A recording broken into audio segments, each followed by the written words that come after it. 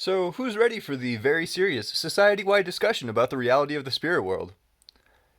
Everybody on this planet who arrogantly dismisses spiritual things is objectively wrong, and that wouldn't be that big of a deal except for the fact that continued ignorance in regards to various spiritual principles and realities is becoming more and more of a threat to the well being of all people and the future of this world every day.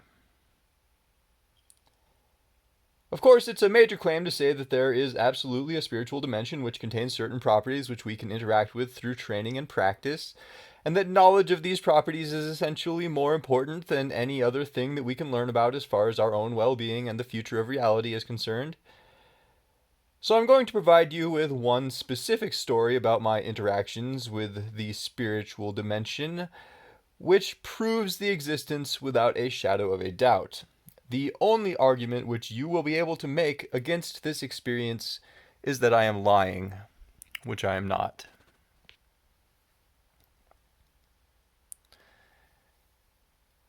So, the event I want to examine happened to me in January of this year. In my sleep, I was ambushed by an evil spirit attempting to harm me, but that's not the interesting part. What was interesting is what happened afterwards. I've been attacked by evil spirits at least 100 times over the past 4 years, which doesn't prove much and could just be dismissed as mere delusions. So that's not the main point here. What happened after this particular attack was very unique compared to the many other times I've dealt with similar evil spirits. About a minute after I was attacked, I was messaged by someone I know on Twitter from England who informed me that she was not responsible for sending the entity to attack me. I hadn't done anything whatsoever to indicate online that this had happened to me.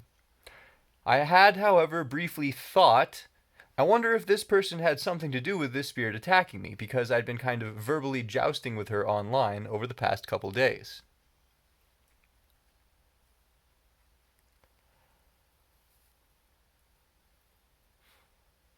And then, lo and behold, she immediately messaged me and responded directly to that thought.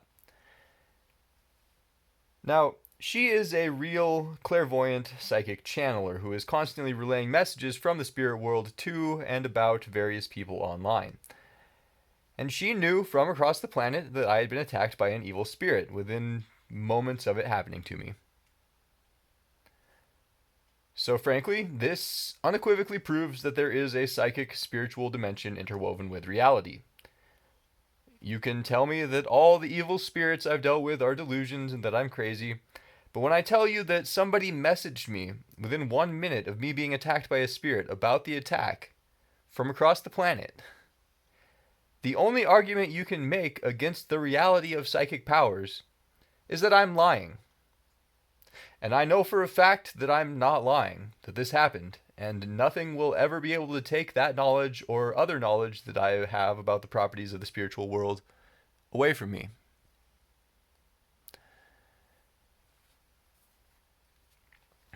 And this sort of thing is by no means an isolated instance with me.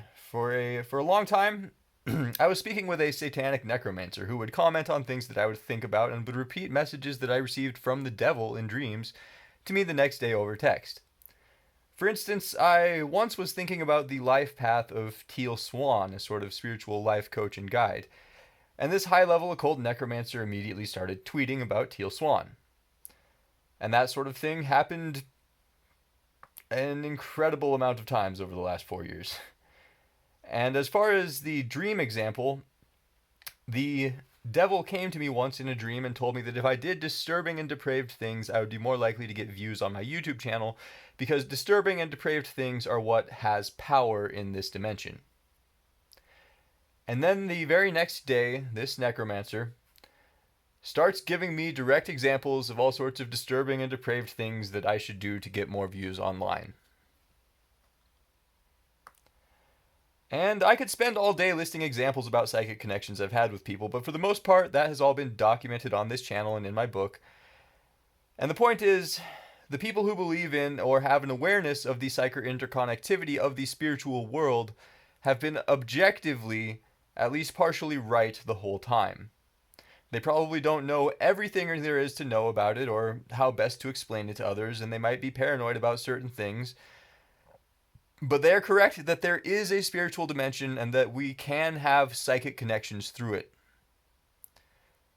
And honestly, anybody who wants to know about spiritual properties can learn about them, experiment with them, and grow their own magical powers.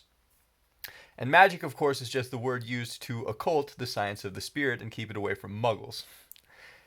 And there are many reasons to prevent people from having spiritual knowledge.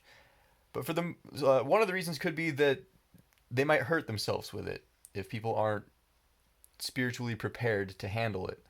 But for the most part, the motivation is to consolidate power among those who are aware of the spirit dimension and the language of symbolism and such, and thus steal all the power from and control those who remain separated from knowledge of the spirit.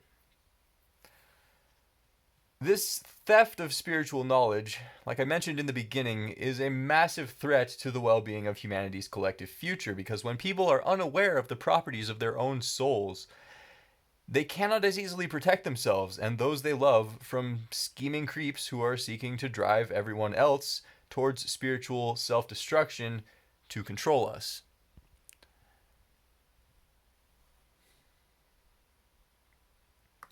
Of course, there's a ton to unpack here, and it's not easy to always determine the best order to unpack spiritual topics in, since everybody's coming from a different level of understanding and can benefit more or less from different information depending on their current evolution.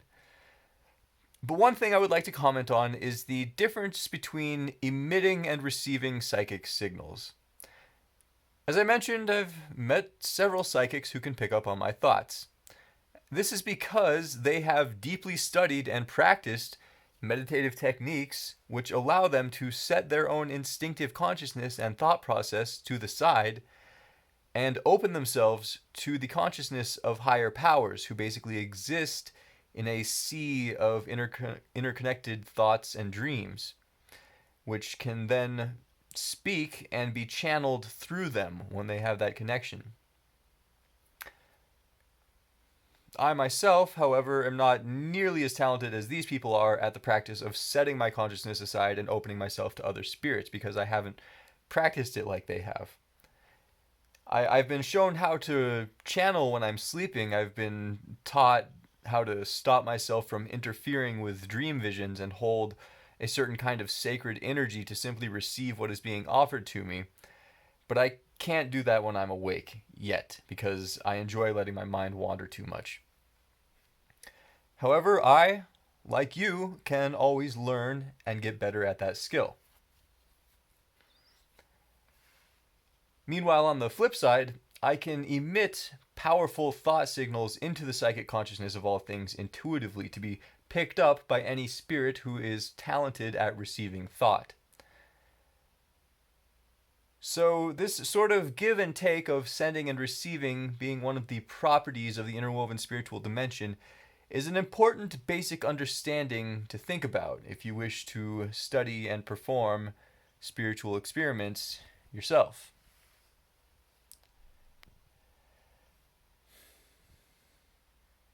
Now, the reason which has been revealed to me by profoundly awe-inspiring divine spiritual entities as to why I naturally emit such a strong psychic signal that other psychics can easily pick up on is that my spirit is sort of a reflection of the Spirit of God, and that I'm supposed to represent the will of the true God, the creator and architect of the universe in this world.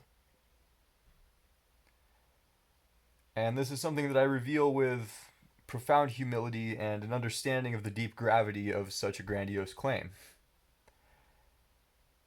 Finding out that my soul is essentially an angel and one who is expected and has been given profound gifts to change this world for the better is not what I expected when I began diving into all this occult magical knowledge. I have by no means lived a perfect life, and I was rather slow to awaken to my spiritual powers and late to the party. And even after awakening, I still haven't directed my knowledge and the power of my creativity to effectively benefit the future and the present as well as I should be. I have a lot of work to do in a lot of ways. Now, I think there's actually a number of important ramifications to my own struggles and imperfections, which it's important to examine and understand, especially for the benefit of anyone else who may be experiencing similar pain. So, I'm going to shift gears and talk about my life for a little while. It's important that believers and spiritual people in general understand that even and often, especially, the chosen messengers of God are deceived and tortured in this world.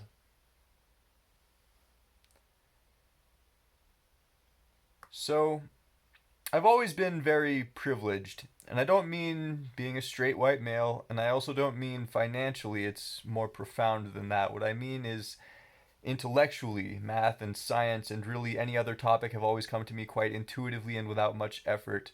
And I also mean athletically. I was competitive at a national level in wrestling as a teenager, even though I never really put more than half my heart into it, and I could have gone a lot farther.